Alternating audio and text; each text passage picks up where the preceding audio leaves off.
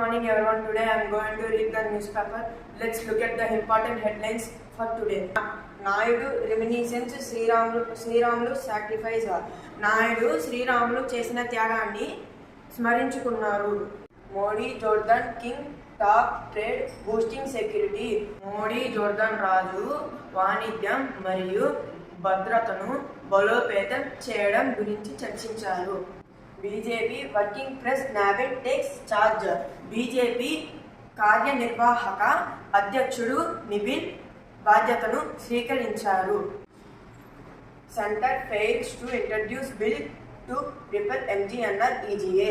మహాత్మా గాంధీ జాతీయ గ్రామీణ ఉపాధి హామీ చట్టం MGNREGAను రద్దు చేయడానికి కేంద్ర ప్రభుత్వం బిల్లును ప్రవేశపెట్టడంలో విఫలమైంది. That's all for today's news. Thank you for listening and have a wonderful day.